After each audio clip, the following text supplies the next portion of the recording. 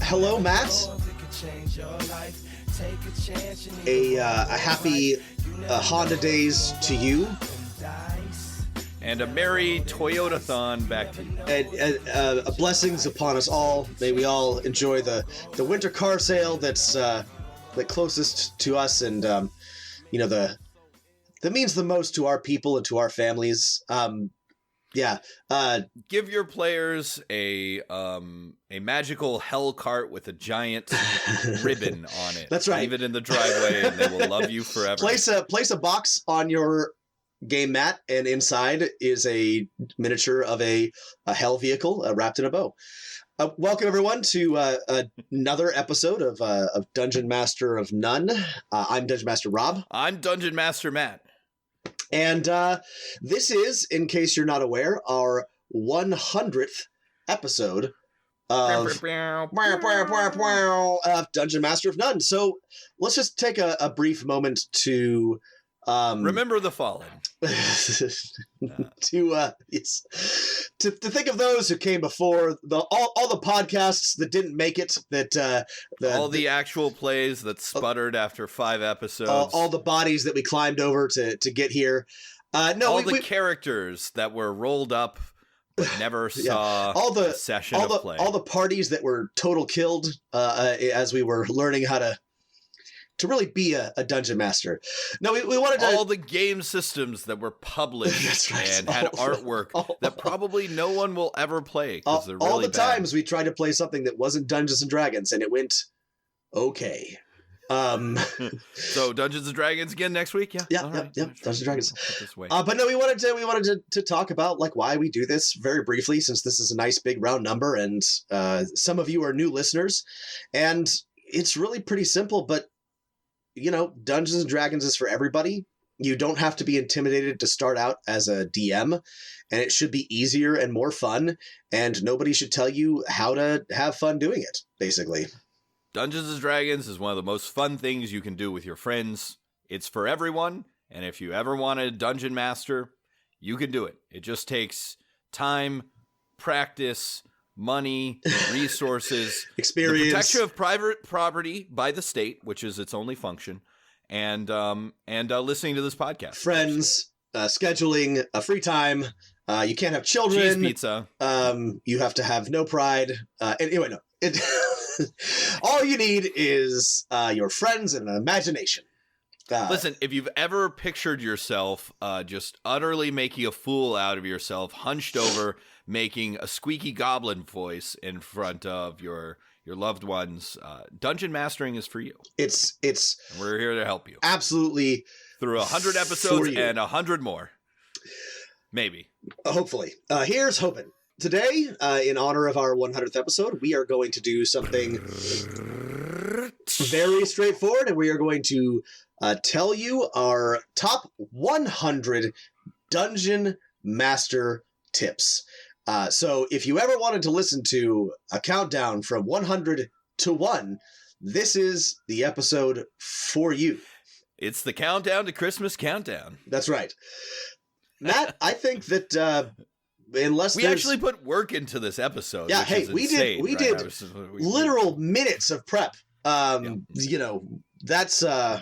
valuable prep time that could have been spent on prepping for our games that we would then proceed to ignore. Our players would invalidate immediately. So, understand how valuable this is for us.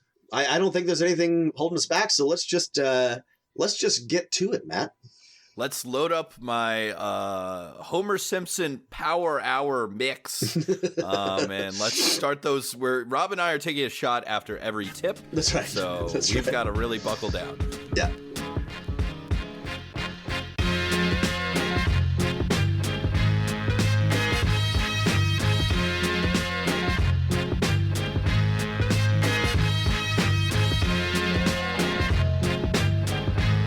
Okay, tip 100. This is the first of the 6 DM forbidden commandments. Thou shalt not punish players for out-of-character actions with in-game consequences and vice versa. Yes, this should go without saying, but It doesn't matter what your player does in-game or out of game. The two things are unrelated. Keep them separate. This is a big-time, major no-no. Just because your friend forgot to give you gas money last week doesn't mean that they don't get a magic sword. That's right. Don't do it. Don't do it. The second of the thou shalt nots is... Tip 99. 99 is thou shalt not imitate Matt Mercer. And that doesn't mean you can't draw inspiration from Matt Mercer or from... I mean, all you gotta do is condition your hair. That's right. It's just conditioner. Well, you should imitate him in his good hygiene and style of dress. But otherwise, don't imitate Matt Mercer. Your game does not need to be exactly like Critical Role. It doesn't need to be like Friends at the Table or the Adventure Zone. You can draw inspiration, but please, for the love of God, don't subject your players to a, blow-by-blow repetition of another game that you have seen. Don't do it. You won't be able to. You will fail, and everyone will be sad. Everyone will be upset. Number 98, thou shalt not make your game a novel. Yes, this is very simple. If you have a novel that you're working on or a story that you've been building or... Write that novel Write instead. that down. This is not the place for you to explore those ideas. And the reason for that is that... Your novel sucks and you'll never succeed as a writer, which is what I tell Rob every morning. I have it on an auto every time before the podcast happens, I tell Matt about my novel, and he tells me that I suck and I'll never succeed. And it's how we've gotten so far. Yeah. No, this is just not the right place for it. You'll be disappointed. Your players will be disappointed. Don't do it. Number 97 is thou shalt not dominate your players. And this means... generally, thou shalt not tell them what their characters do, and also literally, maybe just don't ever cast the dominate spell on any of your PCs unless you have a very good reason for doing so. It's got to be a very special reason. Yes. Honestly, this is the one thing. It's like, hands off. Don't fuck with this. Yes. Do not take control of your players' characters for any reason. It is unfun and bad. Almost any reason. It's definitely, it's a real like edge corner case. And that leads us to tip 96. Thou shalt not create a Dungeon Master PC or a DM PC. Yes. The 4 letters of doom. The letters of doom. This does not mean that you cannot have NPCs help your players out. It means that you should not have a self-insert or a PC that is for you to play. That is not what the game is. They're called hirelings, folks. That's not what the game is about, and it never goes well, and it will not be fun. So don't do it.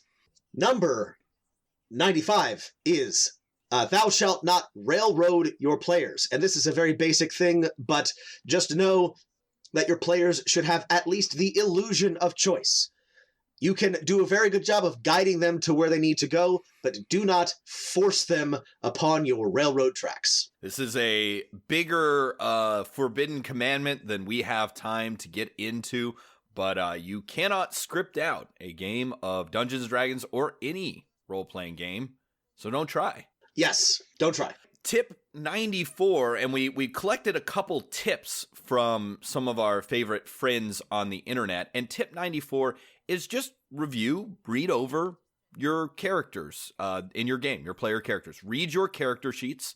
This is from Mike Shia of Sly Flourish on the internet, and this is a very basic tip. Author of the Lazy DM's Workbook, a great resource for saving you time and energy. Look into it. Absolutely. Looking for some Toyota-thon gifts? Get that. But if you have not thought to do this, right, you should read your players' character sheets, right? And this can be reading their background and flaws and traits, but, you should be familiar with that thief's cunning action and what it can do, or what spells your cleric has, because it's part of your job to help them play their characters. That's not simple. Just make sure that you know the characters that are in your game and you're playing to their strengths and weaknesses. Number 93, the odd detail.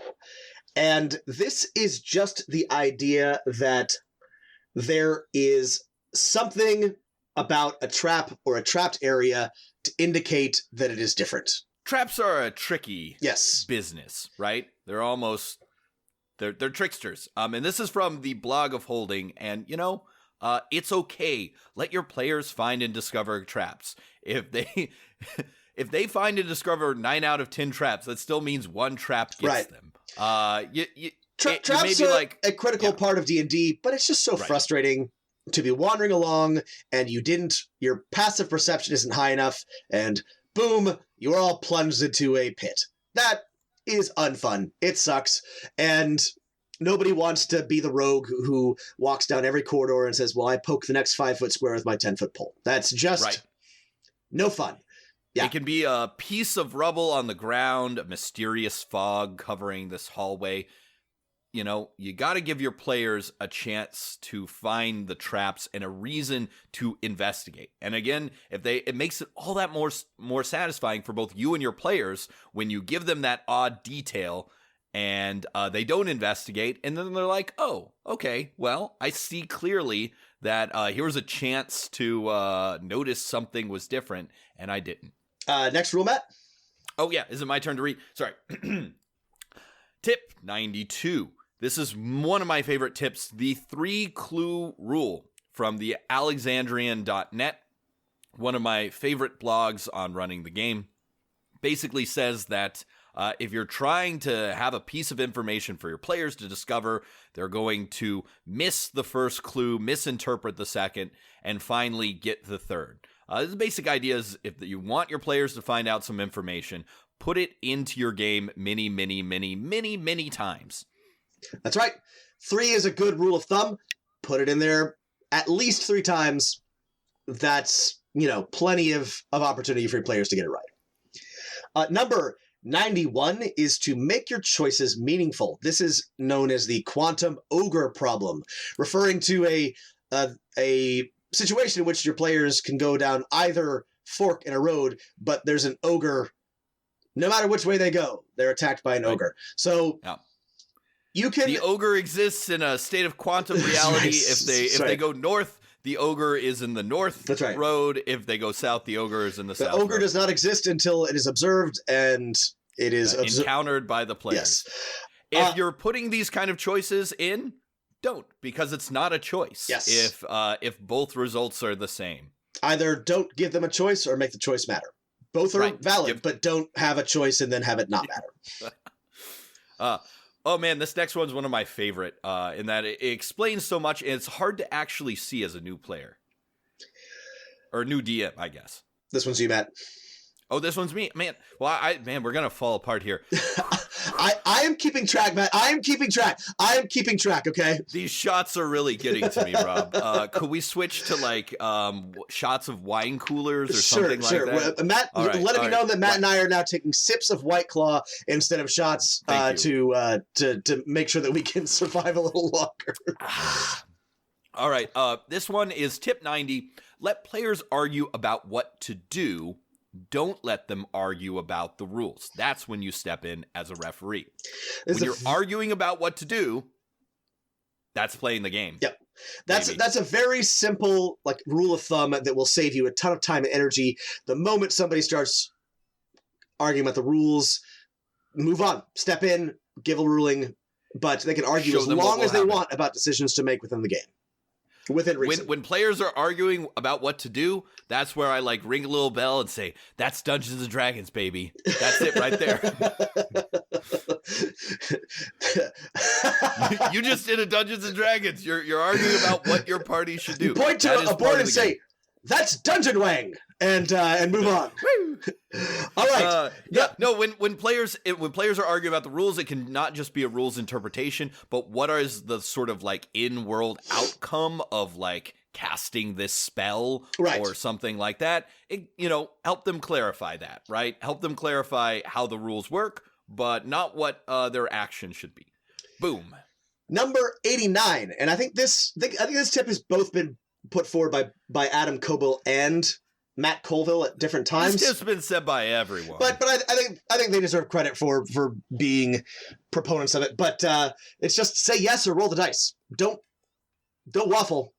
Just answer affirmatively or make it a dice roll. But yeah, your player wants to do an action. Say that action is accomplished, or make them make some kind of check. It's just that simple. This works best in a system like Dungeon World, but there's no reason why it can't work in 99% of the cases of Dungeons and Dragons. Yep. Number 80, crazy 88. Listen, Never be afraid to change a rule that isn't working at your table. Homebrewing has its downfalls, and house ruling has its downfalls, but you're the final arbiter of this. As long as you're fair and considerate of everyone, don't be afraid to change something. There is no greater sign of maturity and humility in life or in Dungeons and Dragons than admitting you were wrong. And if something doesn't work, just say so. Don't double down. Don't try to keep it in to save face. Just say you're not a referee in in Major League Baseball. You don't have to turn your hat backwards and get in the player's face and argue. That's right. You're a referee in the Japanese baseball league where the umpires are courteous and kind. Just leave your pride at home. Number 87, connect your players' backstories. This is harder or easier depending on the game, but talk to your players, get their backstories, and pitch them ways that they can work together. There are some great systems that do this for you. Dungeon World or all the Powered by the Apocalypse games have them, but you just do it. We love the character backstory cards. Yep. We've talked about on the DM's Guild before. But this doesn't have to be an all or nothing thing. Yep. If two players want to be best friends before the adventure started, that's wonderful. Yep. Let them do that. Number 86, right? This will save you time, energy, and sanity. Reskin when you can. Don't design from scratch. Listen, when you want to make a monster, steal from another monster of the appropriate challenge rating and change what the description of its things are. That's reskinning, baby. You do not need to start from, you do not need to build every creature up from its hit die forward. You can just pick something that seems like it, change some abilities, or change nothing at all and call it something else. Boom. Beautiful. Your players will never know the difference. In fact, they never will. The smart players that think they will know the difference will never know the difference. They will never know the difference. I've reskinned probably hundreds of monsters in my day. I've had players with all kinds of experience. No one has ever guessed when I've reskinned a monster. Yep. Number 85. Miniatures are great, but not everything needs to be done with miniatures. Use miniatures as you would seasoning. Selectively. Bam, kick it up a notch with it. But it does not need too much. Is going to just ruin your stew, which is the game. I love having miniatures. The one thing to remember is that not everything that happens at your table has to be gridded out and with everyone's miniature placed. You don't need a miniature for every monster. People have imaginations. You have words to explain things. You don't always need miniatures. Number 84, start a journal or a campaign diary to track important plot points. We've talked about this before. At the end of every session, you or a player you designate can write up a summary of what happened that session. When you've done 25 sessions in a campaign, you may be thankful for this. Yep. It's very simple. Just do it. Number 83, give your players a ship, a tavern, a keep, something that unites the group and gives them something to collectively care about. This could also be as simple as a friendly NPC or horses with names. But give them... Horses with names. Give them something to care about. Powerful motivation for players. Give them something real and tangible that, will tie them a little bit to the area that they're in. The world that they're playing in. That's it. It's that simple. Give them an adorable pug dog that can only eat Electrum. It will give them a reason to go kill monsters so they can feed their dog because he's cursed and can only eat Electrum. Cursed. We will not let you die. Tip 82. Put your time when preparing as a dungeon master into preparing the parts and aspects of the game that you feel like are your strength and that you love. Do not feel obligated to create a map of every area if you do not love maps. Do not feel obligated to understand the specific currency of the region that you're in if you don't love numismatism. Just do the things that you like. And if your players if you like designing cool monsters, spend lots of time designing cool monsters. Your players will love it. And you will enjoy it. It's that simple. Tip number 81. Tell your players what their characters sense. not what they feel. This is a rookie mistake, but don't say, ooh, Rob, your players... your paladin feels afraid. My paladin never feels fear, Matt, because he is immune to it. There you go. There's your mistake. Don't tell them what they feel. That's right. Just tell them what they sense. If you find yourself doing this, replace it with, what are your characters thinking and feeling right now? Quick whip around the table. 80. Tip 80. Knowing how to adjudicate rules is more important than knowing every rule. Yes. Do not... some DMs will naturally know every single rule in the book. I don't. Matt doesn't. I never have and never will. I do not. It is not important. I have already talked about on this podcast how I was running the bonus spell action incorrectly for many years, possibly. Who cares? Nobody cares. Nobody cares. The more important thing is knowing how to come up with, for whatever situation arises, a way to resolve it in the moment so that you can move on and continue playing the game. You can always come back later. Yes. Tip number 79 is a great one because it acknowledges the truth of Dungeons & Dragons, which is that the real end boss is trying to get adults together every week for a few hours at a time. Establish clear rules about when you will never defeat me. Lack of babysitter. And obligatory working group meetings for unnamed socialist organizations. Unscheduled PTA organization events. Establish clear rules for when to play and when not to play. And so for my group, that is, if we have 3 people, that's a quorum, we're going to play. And that's about as complicated as it gets. And I stick to that rule hard and fast, so no one feels like they're being singled out. Yeah, you don't want someone to feel like, oh, when I can't make it, we always play. Right. But we all know when Susan can't make it, we never play, right? Because Susan's more important, right? Don't make some like fail that. rules. Is the next one the best tip? I think it's the best tip. It's very simple. Always have a list of names handy. Yep. Just write down some names. List. Your players are going to ask who the bartender is, and you're not going to know. And you're just going to look at your sheet and say, "Oh, that's Elfindar, Greensleeves," and you will feel so glad that you wrote that down a year ago so that you don't have to come up with Elfindar Greensleeves off the top of your head.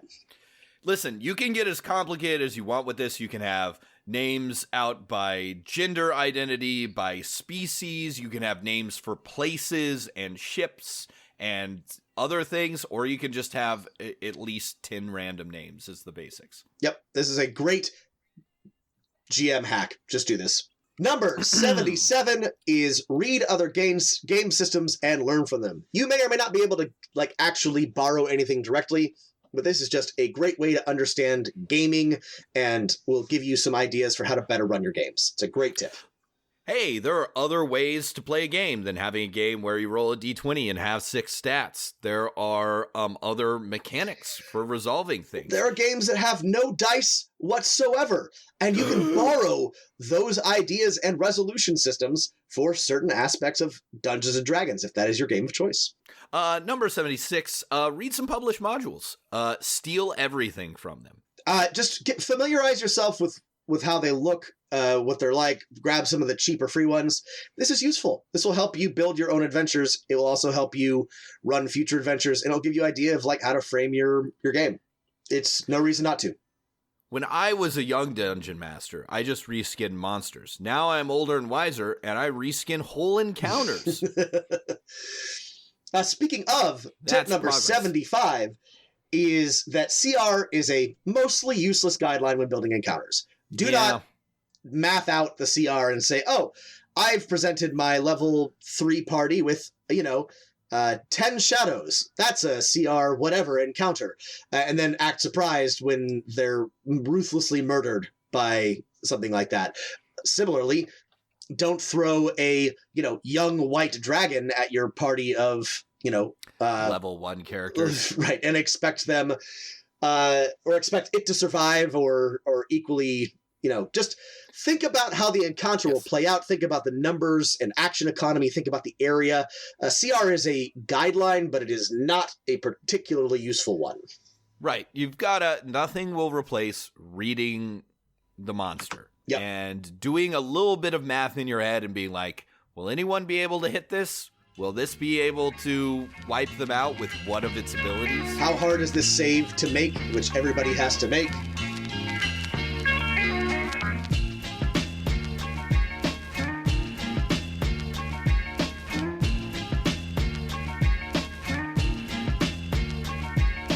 Tip 74.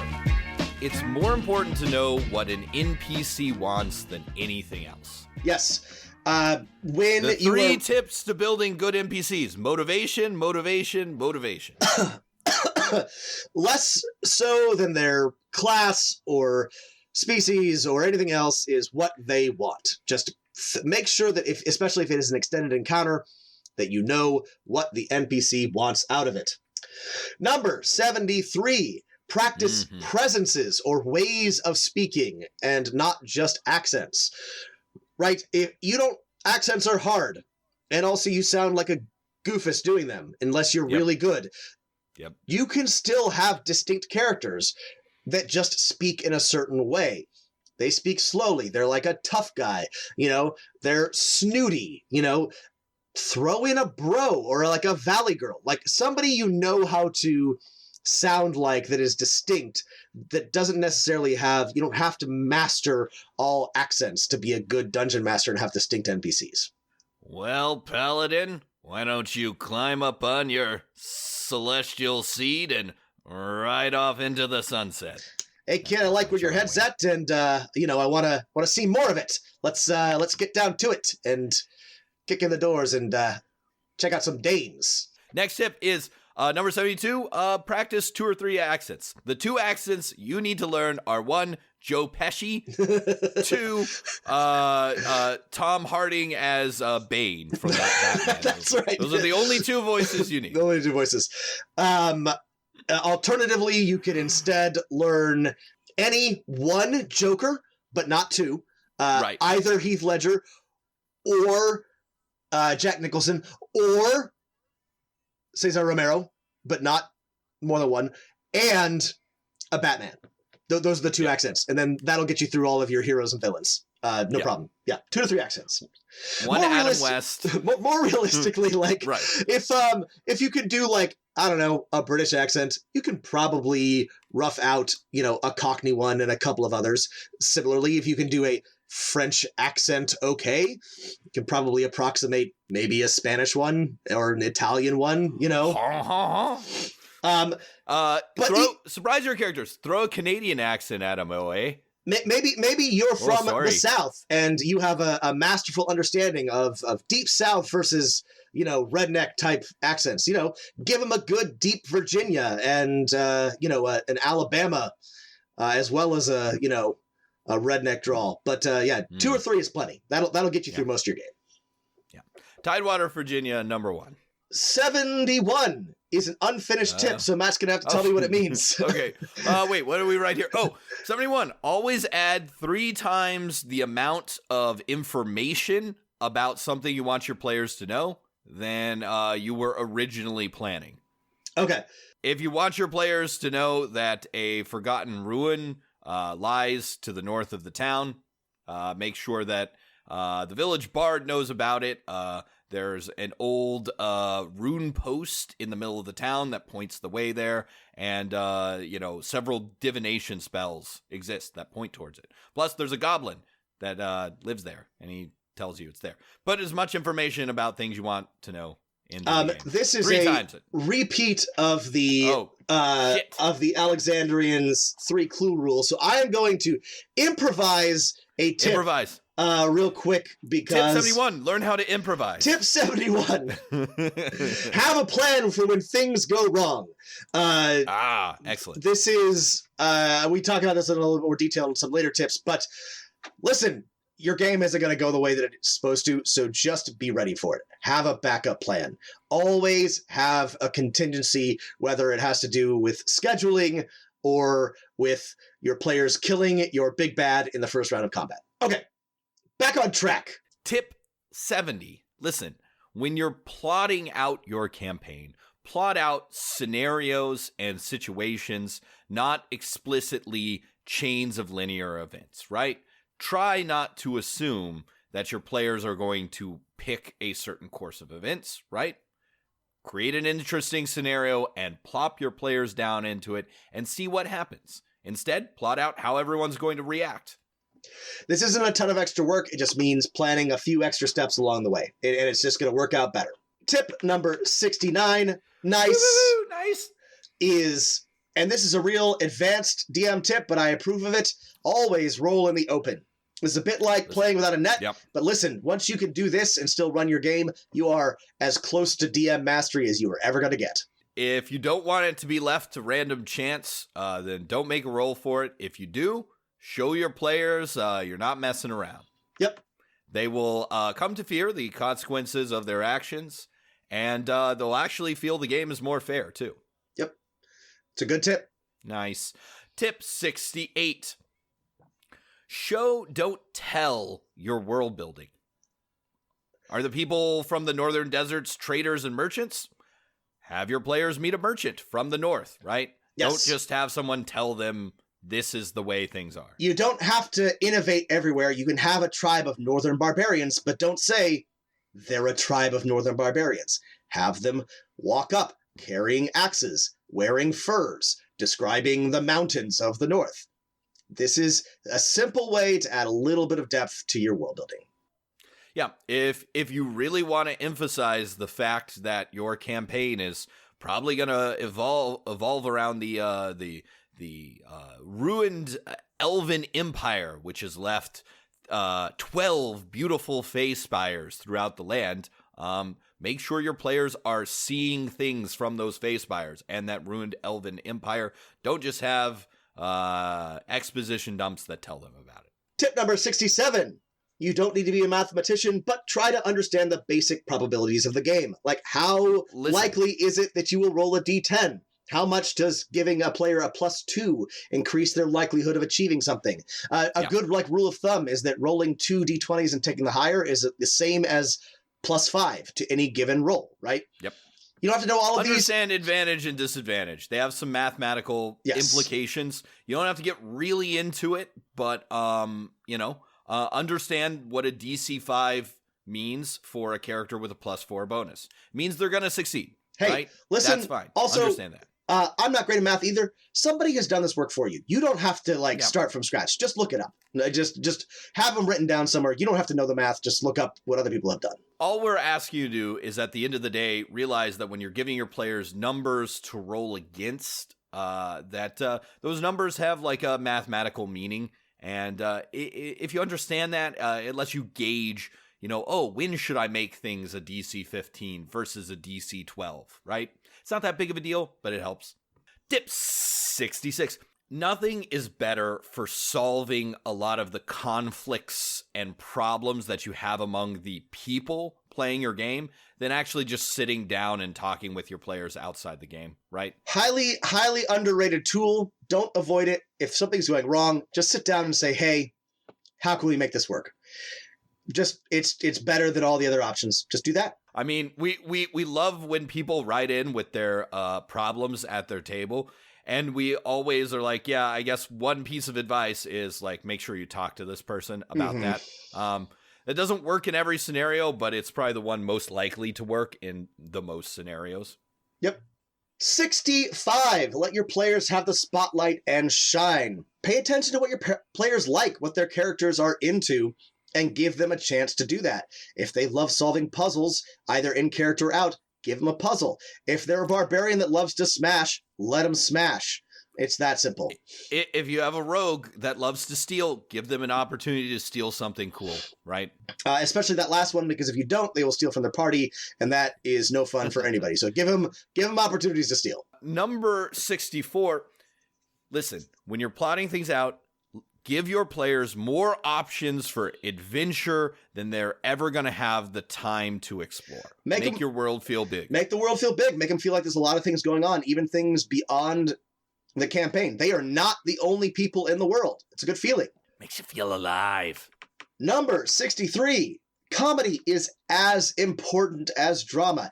Even the greatest dramas include substantial comedy. Your game does not need to be and should not be super serious all the time.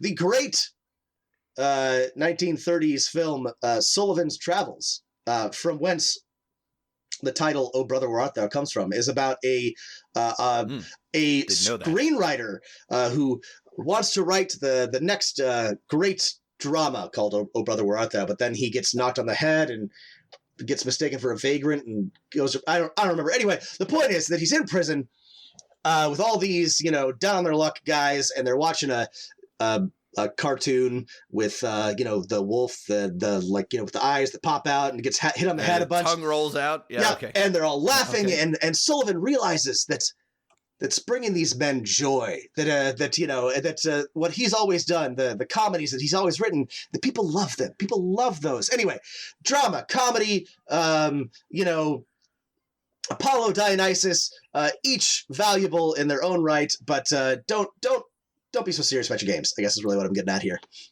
God, Rob, that was an amazing impression of a smooth-brained Joe Biden melting down and ranting about something related to the topic. Totally I wasn't exactly sure what you're saying, Apollo, Dionysus, but you mentioned your leg hair, the swimming pool, and corn pop. That's right, corn pop. You got me. Honestly, like Joe Biden, I don't know what you said, Rob, but I agree. But you liked hearing it, right? That's what it's all about. I felt comforted and warm. Tip 62: not every fight needs to be a fight to the death, or even a fight at all. Some of the most fun quote-unquote combats are chases, games of keep away, escapes, right? Yeah. This is a great one, especially the games of keep away. Remember all the greatest Jackie Chan movies and the greatest fights where he's trying to protect a priceless Ming vase or, I don't know, a child or something. Kung Fu with a baby. Kung Fu with a baby. Great. Your players, especially if the villain that they need to fight isn't one that you want to ruthlessly murder right away, give them something to protect or keep away or deal with while they're fighting. Or not fighting at all. Even more simply, even if you're still doing combat, not every combat's to the death. In fact, most combats are not. So it'll make your game go faster and feel more fun.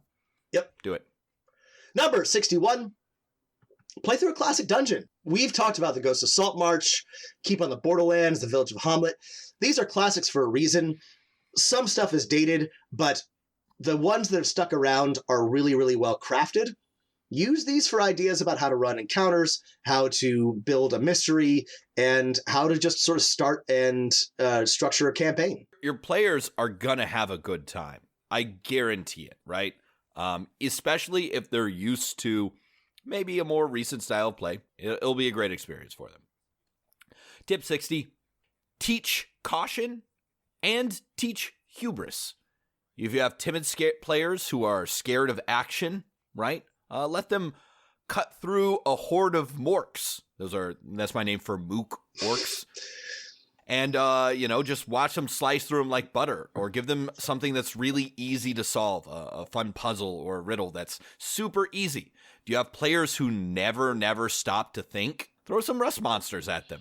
And watch them lose some things because they were not cautious enough. Right? This is important calibration. If your players are too timid, give them some easy wins. Let them go through a dungeon where there are not any horrible traps or the enemies they defeat are manageable. And especially, this is definitely more problem the other direction. Especially if they just charge headfirst into whatever. Have them charge headfirst into something they literally can't handle. Just not something that's going to kill them, but to teach them a little lesson. Listen, I see these dungeon masters complaining about, either my players are too cautious or they're not cautious enough. And now that's not always the dungeon master's fault, but if you've never given them an encounter where they've had a reason to be cautious or a reason to be bold, then maybe that behavior is something you have instructed them to do. And mix it up. Number 59, give your players rewards that make them feel cool. Some great examples of this are garments or clothing. Right, especially ones that can like change fabric or are exceptionally interesting. That might not affect the game a whole lot, but it's fun for the characters. They want to look and feel like cool heroes, especially after they've leveled up. Give them an adorable baby. Give them a pet. Give them a cool pet that they can protect and feel good about. Give them a weapon that's flashy and interesting, but not like game breaking. Right? Give them a music box that allows them to cast a spell.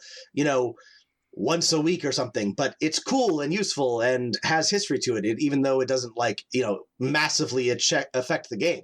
Give them something that's neat. Give them some armor that they can that grows from a magical necklace that they wear around their neck. Does it make them that much more powerful? Not really, but they're now a hero that they can speak a magic word, and their magical necklace surrounds them in super cool enameled plate mail. Exactly. Cool. Tip 58. Alignment, if you're using it in Dungeons & Dragons, is a guide and not a hard rule. Don't limit your NPCs or your players. Number 57, send your players out into the multiverse of the fantastic. Listen, D&D is a game that includes psionics and aliens and canonically all these weird things, spaceships and spelljammers. Hell itself. Include some of these things. It's fun. Send them to the moon. Yes, send them to a river of pure emotion, right? Yep. Have them fight on a magical rainbow against a god's avatar, right? If you're only in medieval towns, you're going to get sad. Tip 56. If you haven't done so yet, get some graph paper, draw a level of a dungeon. It's fun. It's fun. It's good practice. Relaxing. Yeah, it's nice. Don't have to use it. Makes me feel nice, even if I don't use it. Yep. It's good. Tip number 55. There are 14 monster types in the game. Vary them. Even if you are in a high drama, Game of Thrones style campaign where you're only fighting, the henchmen of a human foe. Have them stumble upon a swamp full of dead men. Have a griffin swoop out of the sky. Listen, vary it. No one wants to fight zombies or bandits 5 weeks in a row. Yep. Tip 54. Nothing is more boring than the +1 sword. Exceptions for ones that are mass-produced, especially mass-produced wands, which is actually kind of neat. But yeah, don't just give your players a +1 sword. Give them something else. Yeah, make it an interesting magic item. Number 53, whatever system you use, have a system for tracking initiative or turns in combat or similar situations.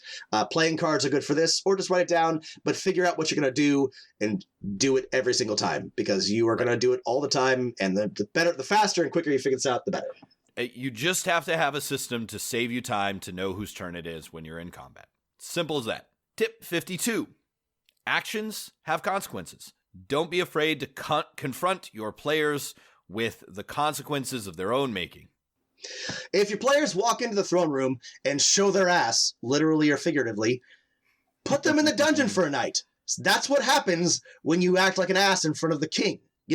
Don't punish them needlessly, but actions have consequences. Absolutely. Tip number 51. Read more fiction. These are stories. We are storytellers. You are telling a story. And then steal ideas in the fictions that you're reading. Read outside of the fantasy genre. I promise it will help. Yeah. Read The Tommyknockers by Stephen King. Read Clear and Present Danger by Tom Clancy. Read Executive Decisions by Tom Clancy, where the Pentagon is hit by a plane turned into a bomb, which was written before 9/11. Read The Power of Positive Thinking by Norman Vincent Peale.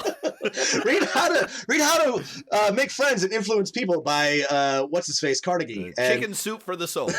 That's his name. Rob, I know we're pressed for time, but you're not going to believe this. I can't believe I just thought of this. As a historian, Norman Vincent Peale's influence on the modern conservative movement is in fact very, very deep. I was once at a wedding where a drunk uncle kept talking about how he had met and several times Norman Vincent Peale and considered him his mentor and brought it into the toast he gave for the bride and groom. It was very, very awkward. That's very weird. This is uncle of yours? It was incredibly strange. No, this person who will never listen to the podcast is completely unrelated. Oh, okay. It was just a wedding. I was just an attendant. Amazing. Norman Vincent Peale. Incredible stuff. Norman Vincent Peale. We're on 50. Need some names for your NPCs: Norman, Vincent, and Peel. There you go.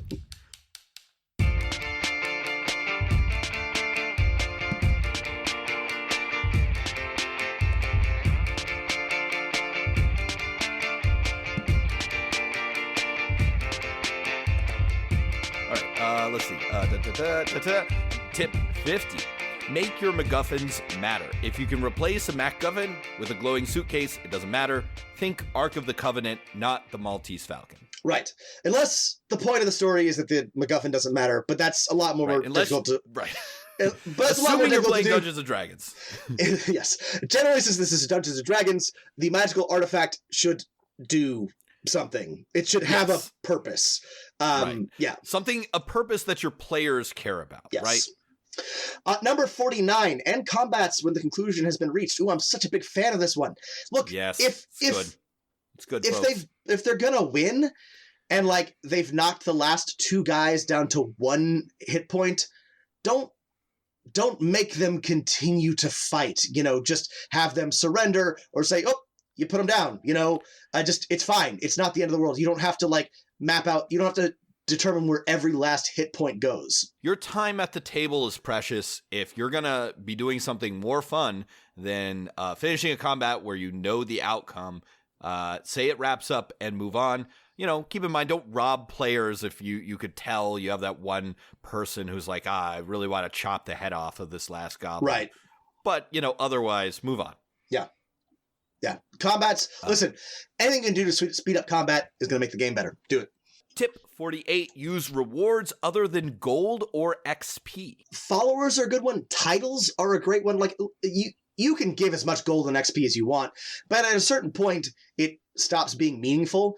And something like a title granted by the Lord or, a patch of land that they will someday be able to build a castle on, or like we mentioned before, a tavern or a ship, something with some meaning that may not have actual stats, right? Human beings love fucking stickers. Don't know why, but they do.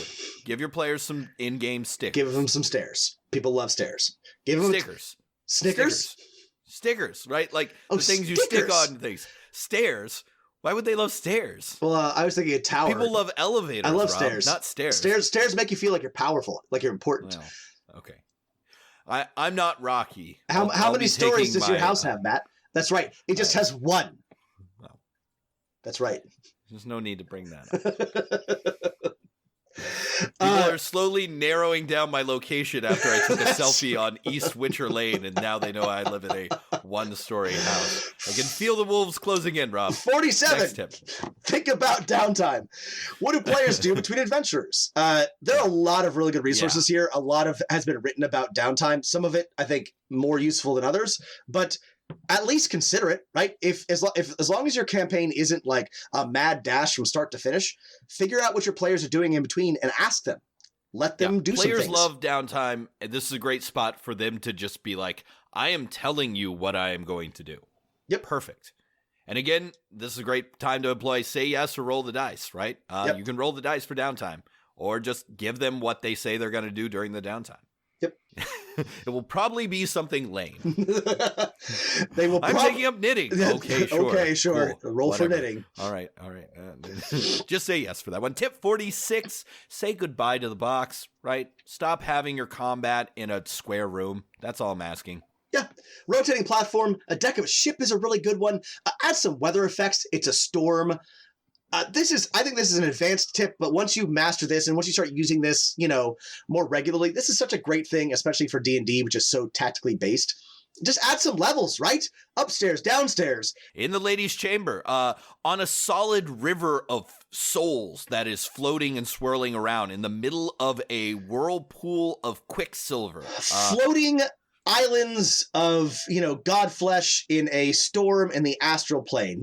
Just get wild with it, Mess with gravity, right? Ooh, make every surface gravity, or, just jets of water, spell effects, swinging pendulums, anything you can do, or better yet, put it on something moving. Tip number 45. Understand the 3 pillars of gameplay, and this is specific to D&D. Exploration, location, interaction, and combat. Generally, everything falls into one of these 3. However, don't let this be a straitjacket. Just sort of understand that you're going to want to sort of put things into these general, very loose buckets, just to help you understand the game that you're running. Listen, whatever you're doing as a dungeon master, right? Think about how it fits into common foreign policy, common security policy, or the European community. The 3 pillars. That's what we're talking about? That's right. The Treaty of Maastricht? Yes. Right? Okay. Yeah. Sorry. Tip 44. Keep your NPC stats simple. Do not stat on all your NPCs. Keep some basic stats on hand if, God forbid, a fight breaks out and you need to know, but you don't need to stat on all your NPCs. Yeah. The king has a +4 on diplomacy and a +1 to all his slaves and 12 hit points. There you go. That's all you need. Yep. Number 43 is an easy one. Use that consent checklist. Just get in the habit of using it. We liked that. We love it. It's a great way to avoid a lot of the problems that we get written to about. So just do it. Tip 42. Hey, that's Rob. It's tip 42. Tip 42. That's the special that's nerd the funny number. That's the Douglas Adams Hitchhiker Guide number. It's 42. Yes, 42, folks. You've gotten the reference. 42. That's number wang. Yeah, it's number wang. Rob, you got the reference, which means among nerds that was a joke, right? I said the number 42, and you recognized what it was. I recognized it.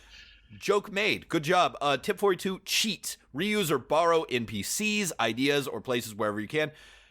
Listen, I've done so many campaigns where a different version of the same NPC has popped up. No one's ever noticed, right? Different players steal encounters from other things you've run.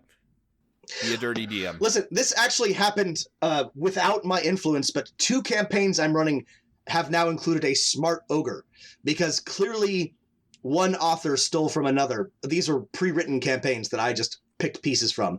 And the smart ogre, great fixture. I think I'm going to put a smart ogre in every campaign from now on. I love my quantum ogre. Love my smart quantum ogre. But yeah, just your players aren't going to care. They probably won't notice. If they do notice, they can deal with it. Steal from yourself, steal from other people. No one's going to sue you unless you publish it for money. Tip 41. Get your players involved in planning and world building. This is the importance of Session 0. Ask them what they want to see for their characters of the campaign. What are they interested in? Where are their characters from? They may or may not be able to contribute much, but at least ask and try to get their buy-in. It's that simple. There's a reason we did Session 0 as one of our first episodes. It's probably one of the most important things you can do to set the right tone for your campaign and get your players' involvement and buy-in into the planning and world building. Which leaves us to tip 40. Leave your ego at the door.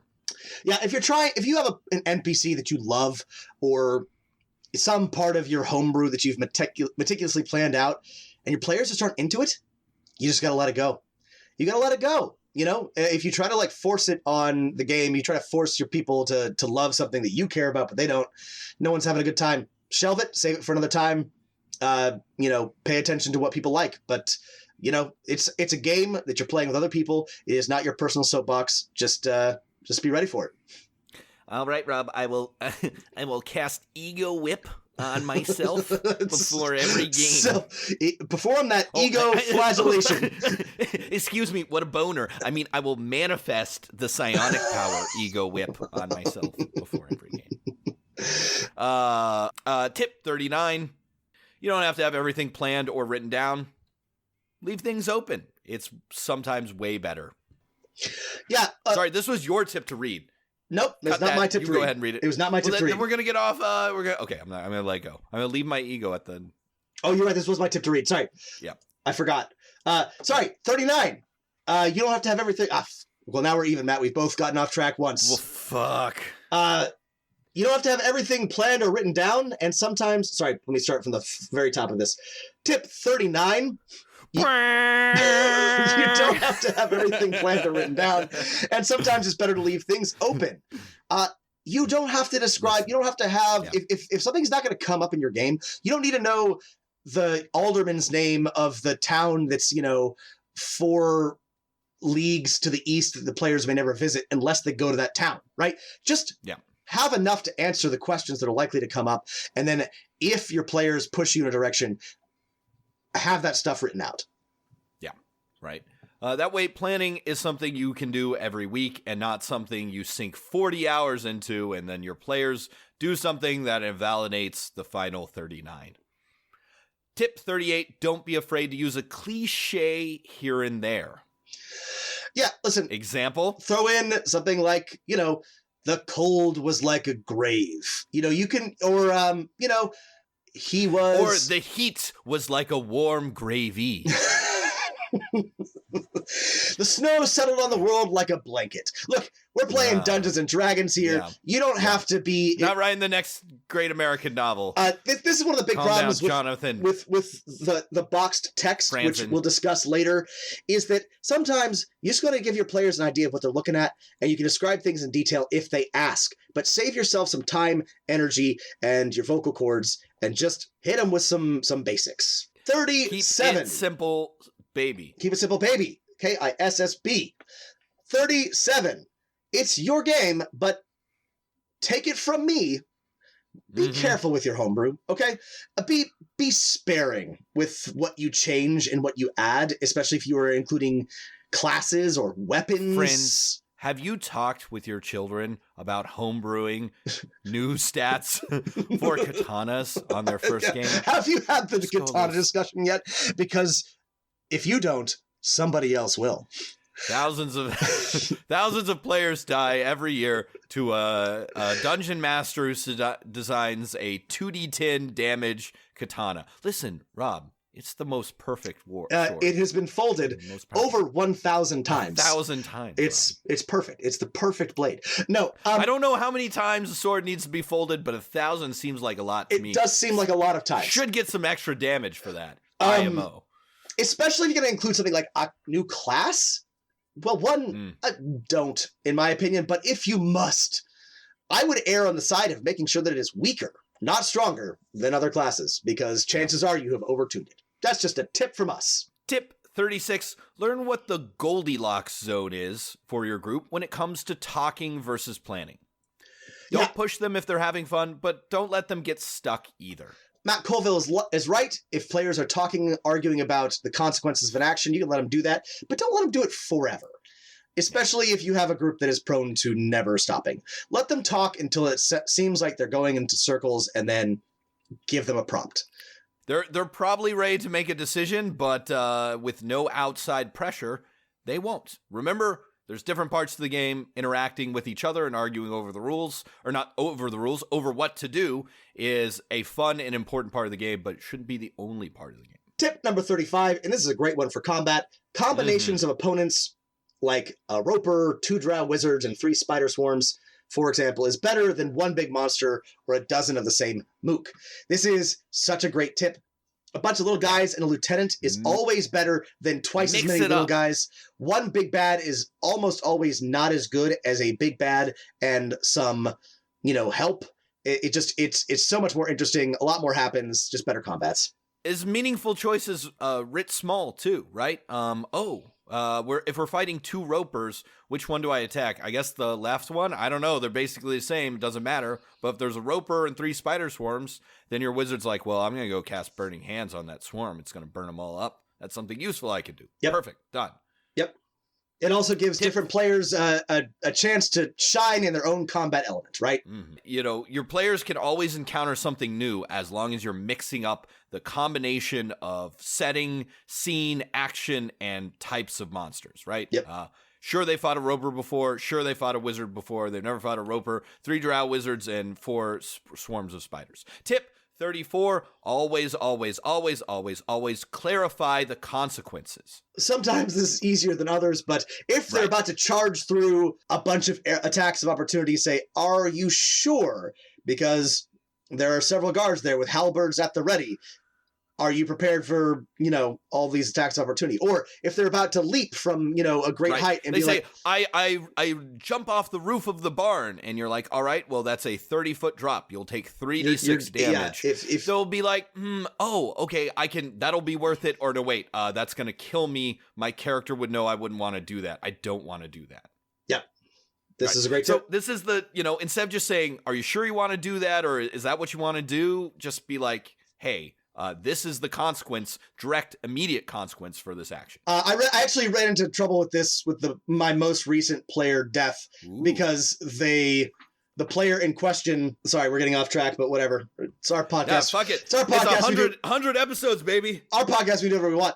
It was the salvage operation adventure from Ghosts of Saltmarsh. And published by Wizards of the Coast 2019. The ship was being attacked by a giant elder octopus, which doesn't even have stats, because why would it need stats? It's just supposed to be tearing down this enormous ship. But one of my players decided to swim out as a regular giant octopus into the ocean and squirt ink at the giant elder octopus because she was so excited by being an octopus. In fact, there was another octopi? By being an octopus. She was just very excited to be an octopus. Yeah.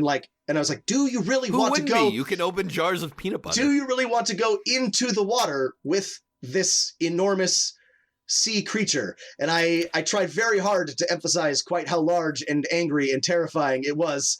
But if the player, and see, this is a common mistake, right? A player could be like, I can turn into a giant octopus too. It'll be giant octopus fight. Right? And then your job as the DM, as Rob did, is to say, this octopus is, a billion times bigger than your even giant octopus. And then if they're like, you know what? I still want to go do it. Then that's on them. And that's on them. Tip number 33. And that octopus died in Octo Combat? That octopus died in Octo Combat. They failed. They failed the mission. The octopus was carrying the lockbox, which they had gone to the ship to recover. Lockbox. While they were fighting the giant octopus, which grappled them and immediately ate them. And so not only did they die, but they completely failed the mission. It was probably the most catastrophic Dungeons and Dragons event that has ever happened. Like they couldn't even try again. It was amazingly bad. That's awesome. Yeah. Anyway, tip number 33. When thinking about different players, don't think about types, but think about what they like to do. Are they socializers? Are they role players? Are they planners? Are they dice rollers? Give everybody something to do. Right. Think about when you're trying to categorize your players. Right. Think about, instead of focusing on who they are, focus on what they like to do. Oh gosh, it's like John Cusack says in High Fidelity. It's not what you're like, it's what you like that matters. And that, I think, holds true for your player characters, right? Think about what they like to do and make space for those things to be done. Absolutely. Key to happiness. Tip 32, stay behind the curtain. Yeah, tell your players what they need to know, but keep some mystery in your game. Doesn't matter how high they roll on their history check. Keep some things to yourself. Maintain some mystery. You don't have to tell them everything. Give them something else to find. More information for players is better, but the world has to remain a little bit mysterious. That's right. Especially if it's something that you've designed to be mysterious. Tip 31, be generous with hooks. Give your players all sorts of things to latch onto. This doesn't necessarily mean that they have to have anything attached to them, but drop interesting objects and people and ideas. Listen, there's a reason that those all published adventures have a table of 20 rumors per Yes, village, rumors are so good. You want things around happening all the time. They don't have to act on any of these, but if they want to, that's great. And guess what? 9 out of 20 of them can lead them in the general direction that you think that you have stuff planned. Boom. That's right. Easy. All right. Tip 30. When preparing your plots and situations and scenarios and when you're writing your campaign, always ask yourself, what will happen if the players do nothing? Or what will happen if the players didn't exist, right? And stealing this from D. Vincent Baker. I love this tip more than anything. Yeah, and the key thing is that when you ask that question, the answer should not be exactly the same thing that would happen if they existed, which is a major... It should be something different and usually something worse. Which is a major failing of many movies and video games and otherwise, where you can step back and realize, oh, if the player weren't there, or the main character weren't there, it actually wouldn't matter. You do not want that to happen.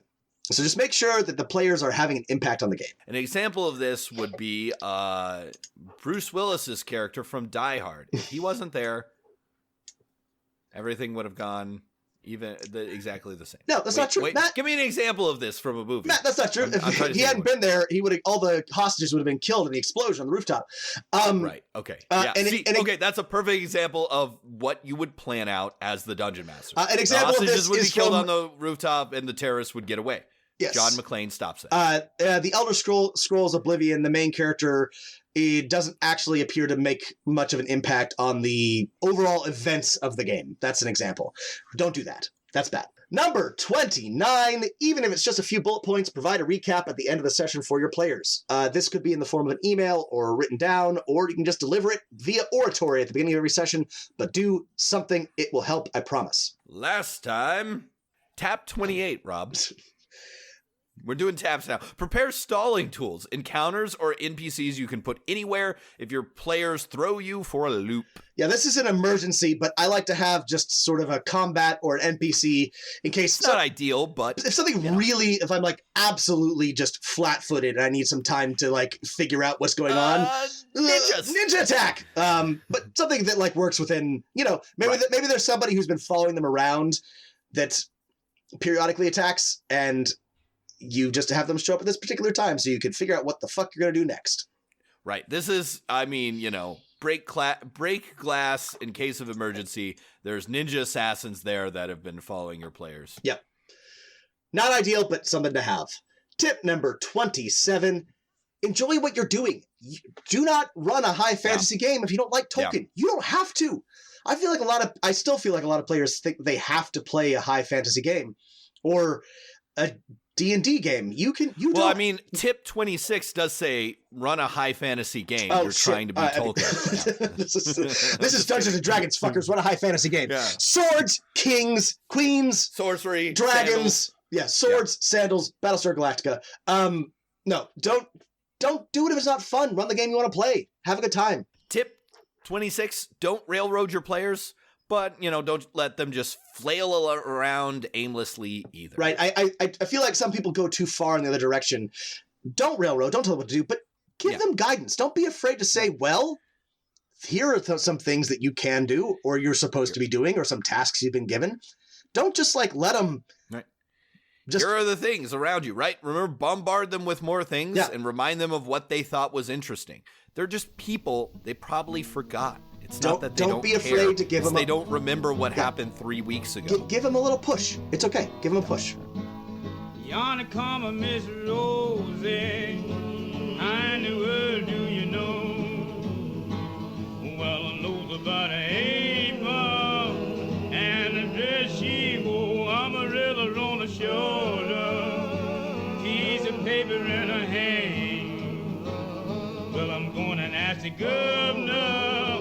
He trying to lose my man, let the midnight special shine a light on me. Let the midnight special shine a little light on me. When you get wait, is this me? It's me. 25. Listen, friends, comrades, we are down to the top 25. These are top 25 tips. Top quartile of tips that we definitely ordered in. These are not ordered, sorry. That we definitely place some rank on. All right, tip number 25. Get weird and magical. Remember, this is Dungeons & Dragons. Do not limit yourself. Yes. Your players meet a wizard that serves them where their golem servant serves them wine made out of distilled quintessence of time. Yes, a celestial that exists on 7 different planes at once and speaks backwards. You know, get weird with it. We are the Omni Angel, and it opens its 100 eyes, and you see the creation of the universe. That's right. Battle for fate inside a demi-plane made of pure, chaos. Just go crazy. Engage in a riddle game with, a Githyanki sage in, the astral projection of, a god's dream or something like that. The D&D provides you with so many tools and so much weirdness, so do not limit yourself. The world is yours. All worlds are yours. What was the villain's motivation? Collecting the fillings from the teeth of rich children in this, city. Get weird. All right. Tip 24, don't neglect a session 0. We love session 0. Yeah, just do something. Do something. Don't do nothing. We love session 0. we don't love the voice that Matt's doing. Rob, we do love session 0, Phil. You little piggies love session 0. Folks, they're telling me they're taking away session 0, but we're bringing it back, folks. Okay, I'm going to stop. Tip number 23. My voice is going. We've been at this for hours. Time never ends. Speaking of, take 10 minutes to reflect at the end of every session. Keep a notebook. I love this. This is hard to do. You're tired and exhausted at the end of the game, but if you write down what worked and what didn't work, it will help you out a lot. It will. Just write something down. Take a few notes. It's a good idea. Tip 22, don't let the dice take the magic out of the game. So don't just say 10 piercing damage. The arrow whistled through Rob, the air. Say 10 piercing damage again. Well, you say it like me, but you shouldn't say just 10 piercing damage. You don't have the same resonant voice that I do. You being the listener, Matt also has a pretty good dungeon mastering voice. But no, don't just say 10 piercing damage. Say, the arrow whistled through the air and strikes the orc in the eye, and he falls over dead.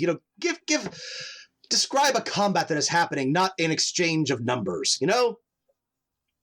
When your players roll high, describe the deftness with which they pick the lock, or the save exchanges of numbers for the plane of Mechanus. Right? That's right. That's right. We are doing a storytelling narrative game. Yes. Tip number 21: more knowledge is always better. When players are making a choice, let them know as much as they want to know. Encourage them. Right. Give them more information. Some people might say this contradicts Rob's tip about keeping a mystery, but give them knowledge when they're making a choice, right? That's right. Choices are not meaningful unless they know something about those choices, right? Picking left or right doesn't matter unless they have some knowledge, right? Exactly. Tip 20, and this is specific to D&D most editions, a natural 20 on the dice is not an automatic success on everything or indeed on most things. I just wanted to include this because this is a huge mistake, and like a non-zero percentage of questions that we get and that I see are about dealing with this one case, and I just want to put it out here. A 20 is good. It is not automatically a success. Doesn't matter if it's a nat 20. Just bear that in mind. Right. Specifically, it's an automatic success on an attack roll in combat versus AC. Yep. It's not an automatic success if you roll a natural 20 to climb up a 5-mile tall plane of force if you don't have the proper equipment, right? It's not a natural success to sneak across in broad daylight a completely flat plane where Gordon, the all-seeing, is watching you. Exactly. Tip number 19, basic materials are your best friend. Keep some note cards, some wooden tokens, some glass beads. Just put yourself a little DM's toolkit together. You're going to be glad you did. It doesn't have to... Make your players, fold them some name tints out of scratch paper. Some little tokens that can be used to stand in for anything for when you don't have the right miniature. It's just, this will help. I promise. Having note cards and scratch paper is more important than having the most expensive dwarven forged terrain and all this stuff. 100%. Tip 18, when in doubt, draw it out. Listen, it's hard for players to understand things unless they can see it sometimes. Yeah, and this is unfortunate, but it's true. Have a map, even if it's a map, even just of the region. Just pull one up, or send one to them, print one out, draw it out, or if it's a dungeon, at least give them a rough sketch, even if you don't like to use the tactical grid. Yeah. It's just it's going to help. They're around a city, they're having trouble, be like, all right, draw them a circle and be like, oh, the apothecary is about here, here's where the temple is, the southern gate is here, and this is where the docks are. And they're like, oh. Yeah, it'll help. Okay. As clear as you think it is to you, it's not, so just be ready to draw it out. Listen, the weird arcane runes symbol levers, they look like this. Here's where the levers are. Here's where the runes are. Here's where the handle to the door is. They're like, oh. Yes, the perfectly spherical puzzle, which I described to you with, equidistant symbols. Here, it looks like this. And they'll say, oh, yeah, I get it. Yeah. Number 17. Published adventures are not any easier to run than a homebrew adventure. They require sometimes almost as much prep. Yeah. Read those adventures, but don't assume that just because somebody else did the work for you that you can get away with not preparing. Listen, no one has had a less fun time at Dungeons & Dragons. They probably still had fun than a game where the dungeon master is constantly flipping back and forth through their published module, trying to find something because they don't know what's going on. Like, listen, the published module itself is kind of the starting point. Yep. Only. Tip 16, the best relationship to foster at your table is the role play and interactions among your player characters. Yep. This is the thing that you should emphasize the most and encourage the highest. This is the one thing that you can't really manufacture. This is good. This is the gold standard of D&D fun and gaming. Your players are role-playing among their characters. You want to encourage that. It starts with role-playing with your NPCs, but once they're going on their own, that's amazing. Tip number 15. Take breaks in the middle of your session. Just build at least one in. And if your players look tired, suggest, hey, let's just take a 5. This is great. Just make sure that you got breaks. Doesn't matter if you're having a short session. Doesn't matter if you don't have much time to play. I promise it'll be better if everyone gets a little break in the middle. Listen, for every at least 2 hours of play, you probably need about a 10-minute break. At least. Tip 14. Listen, if you're running a box or a published adventure, the box text sucks. No one wants a 7-sentence description of a room. I will read one sentence and then move on. The whole thing is worthless. This goes for your own play, even if you're not running a published adventure. Be your character's senses, as we said before, but don't, describe and describe and describe. Have a conversation instead, right? Say, where do you look? Where do you, see? And then tell them, right? To get them interacting with the environment instead of you just describing it to them. Tip number 13, the unluckiest of tips, is bring extra dice. Bring dice. Yep. It's your job. Your players aren't going to remember. Bring a bag of dice. Honestly, especially with new players, right? If someone doesn't have dice, honestly, it's your fault. Yep. Look. Basically, assume that no one will bring anything. Yeah, well, definitely assume that no one will have anything, but if nothing else, bring extra dice. Every game store has a bag of dice. Buy a bag of dice. Right. You'll be glad you did. Pound of dice. Tip 12. Ignore all the advice out there on the internet about critical failures. This is an inverse of our earlier tip about a natural 20 not being an automatic success on everything. A natural 1 is not an automatic failure on anything. And in fact, rules as written is not some kind of special failure. Yes. All those rules, those tables about, you cut off your foot or you suffer an injury are terrible. And they punish players who roll more, like fighters and rangers and barbarians, over wizards who sometimes never have to roll because they make other people roll. It is a terrible, terrible, terrible idea. Critical failures are terrible. Do not use them. I've seen dozens of published products and hundreds of pieces of advice on forums and things like that about making your critical failures interesting. Honestly, don't bother. Absolutely do not. Bad advice. Don't do that. Tip number 11. Consistency in scheduling, in rulings, in behavior is the key to a solid D&D experience. Meet at the same time every week if you can. Make the same decisions no matter who is on the other end. Be consistent in the way that you act towards others. It doesn't matter so much what you're doing as long as you are fair in all of the things that you do, and consistency will make it easier for you to keep on doing the things that you do. Rob, we will always be consistent. Bzz. Bzz. I made that tip more fun by adding a B voice. A B sound. All right. We're almost there. We're still alive. All right. Tip 10. Top 10. Top 10. Reward inventive and outside the box thinking. D&D includes, the 5th edition includes a mechanism for this in inspiration, where you can give them a extra die if they've done something cool. But if your players do something off the wall or they come up with a great idea, even if it doesn't actually have the effect they want, make sure you encourage that. Give them some sort of in-game reward, or at least say, hey, that's a great idea, and tell them why it doesn't work or whatever. But definitely encourage that type of behavior. Encourage the behavior you want, and I think most dungeon masters would prefer the player who, when fighting the bandits in the wine cellar, says "ha-ha" and uses their rapier to cut the ropes holding the barrels of wine to the wall and have them all roll out. If you don't have that have a cool effect, players will stop looking to try those types of things. Yep. It's just that simple. Give it a cool effect. Tip number 9, learn your player character's abilities, especially for new players. This is a bit of an overlap with before, but I want to add on to it. Emphasize the new player part, too. I also want to say, especially for your new players, learn their roles, because they're not going to know them. And you want to get in the habit of asking them at least once a session, okay, what do you need? What is your to hit? But you're going to probably want to know like what their to hit bonus is and like what their basic saves are so that you can keep the combats moving. Don't like take all the power out of their hands, but be like, okay, great. You roll a +5 with your longsword. This, especially for new players who are going to have trouble remembering how to add up their attack rolls. Just make sure you know this. That's your job. We're just saying, especially for your new players, give them a little bit of extra support in the mechanics side of things by relearning their special abilities and what they can do. And that leads into tip 8, give your new players a leg up. All right.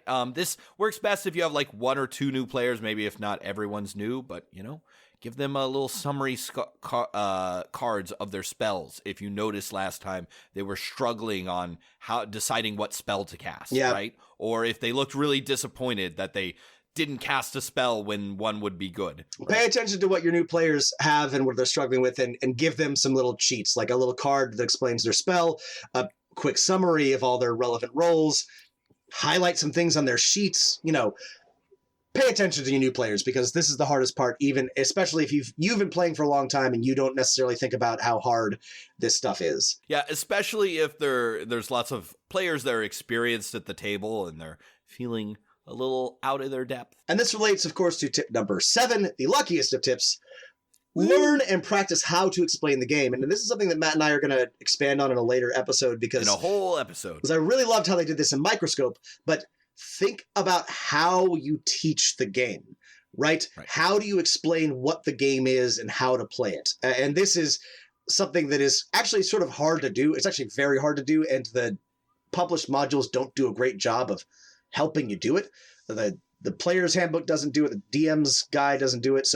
But start thinking about how to explain the game, especially to your new players. Tip 6, dungeon mastering is as much about social relations as it is about numbers. Pay attention to your players. There's a perception, I think, among some older DMs that, what matters is mastery of the system, but nothing could matter. Or maybe just more online DMs. Yeah, more online DMs. I feel like it's way more it's way better to make fun of internet people than old I'm being uncharitable because I'm remembering the people that I grew up playing with. But sure. The point is that mastery of the system matters very little for the DM, or nowhere near as much as your ability to manage people and social relations. You don't have to be any sort of master you don't have to be a social butterfly. You just have to be able to deal patiently with people, and that's important. Put that first. Some people came to me with a problem. Sure, I had all these solutions, but you know what my first step was, Rob? As the wisest man in the world, what did I do? I listened. Listen and watch your players. Observe them. In not a creepy way, right? So that you can tend to their needs. That's right. Tip number 5. Set a goal, a challenge, if you will, of doing more than one type of play during every session. Role-playing, interaction, exploration, combat. This is also a great way to think about pacing. Make sure that you're breaking up all of your combats with one of these other types of play. And if you can include all of these, or at least, a majority in every session, then you really got it. You've mastered the dungeon. There are some players who would absolutely love for an entire session to just be interaction role play at the fancy ball, or some players who would love for an entire session to be one long string of combats. I have the feeling that the majority of people want some variety. Yep.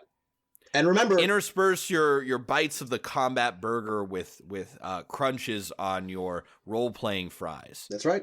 That's right. Tip 4, make an outside the game check-in just part of your play routine. Yeah. This is a great thing to do just at the end of every few sessions. Be like, hey, how are we doing? Or email afterwards. Say, hey, how are we doing? Message. Everyone having a good time? Chances, any suggestions? Hopefully they'll say, nope, you're doing great. And you can just go on, but just make sure you're asking. It's a simple, easy thing to do. It's so easy, and it's so easy to forget. But it's like a thing you would do with other adults who are your friend if you're doing anything else. Do it with Dungeons & Dragons. You'll be gratified with the results, and it's a bit of preventative medicine that goes a long way to keeping everyone happy, healthy, and sane. That's right. Tip number 3 is ties go to the shadow runner. Side with your players. That's a baseball joke. Ties go runner. And it's also true in Shadowrun, and it should be true in all your games. If there's a tie, D&D does a pretty good job of spelling these out, but sometimes there's going to be situations where... literally, ties go to the players, but I think sometimes, right? Generally, always, in most games, ties go to the players, and if you're not sure what to do, side with your players. The basic thing is, yes, if you're not sure what the answer is, and it seems close, side with the player. Whatever benefits the players best... that is what you should pick. It's a good rule. It's a good rule. Yeah. Tip 2, here are your essential materials. You need to have in front of you every session, pencils or pens, paper with your notes, and some kind of screen. The screen can be a book you place over your notes if you don't want a barrier between you and your players, but that's it. That is your essential toolkit. Anyone who tells you need anything else is saying these are fun extra things you can have, but a DM screen, paper, your notes, and your pencils are all you need. Make sure to never lose them. That's right. There's lots of other cool things you can get. You can have a laptop. You can have all this stuff. That's fine. I frankly would say, listen, I play without a GM screen. I think you just need like your notes and something to take additional notes with. But you have something too where either the setup at your table is your players cannot see your notes. Right. So I think that's important. It's critical that you have something to obscure your notes. Yep. But I agree with Matt about all this. These are the bare minimums of gaming, role-playing. You do not need anything else. Finally, we have tip number 1. Rob, wait. Sorry. There's a train coming by. I think I'm going to have to go. Bye. Tip number 1, the granddaddy of all tips, the greatest tip that has ever been written. Woo! Matt, you and I agree on this. Wouldn't you say... Should we say it together? Say it together. Ready? 1, 2, 3. Have fun. Fun. We almost got that. All right, that was fun. Let's try it again. Yeah. Let's do it together. Okay. Let's do it together, Matt. What is our number 1 tip?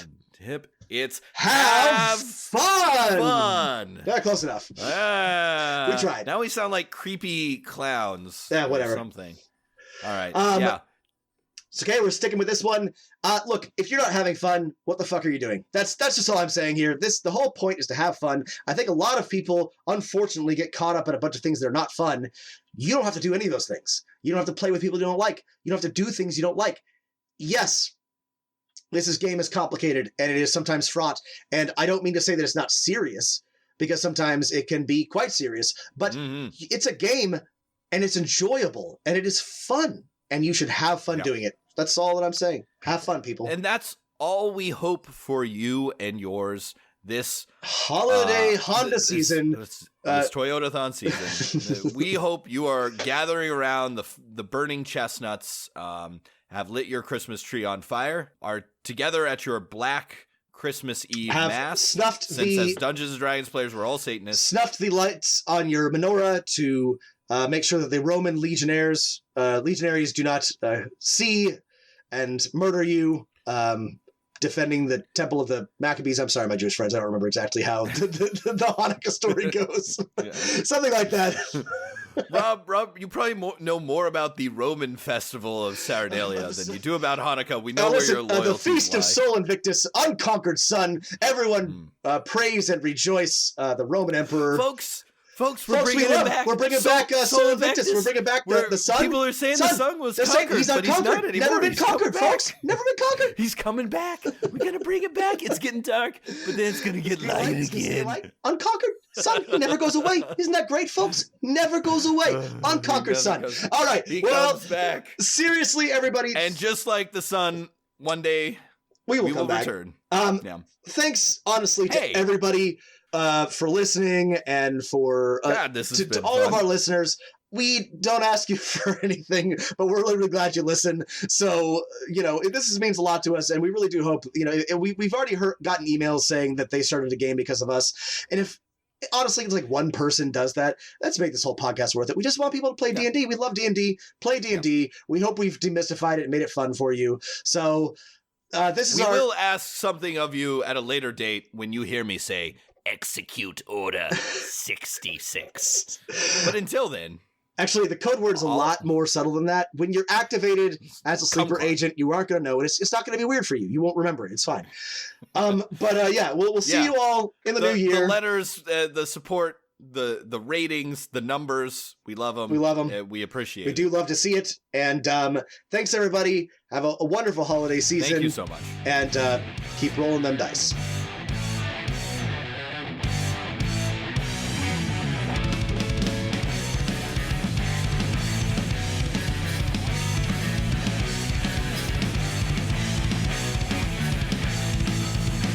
Beyond the mountains and tresses of the sea, dark horizons, black rumble with the voice of prophecy. We are standing steadfast against the gathering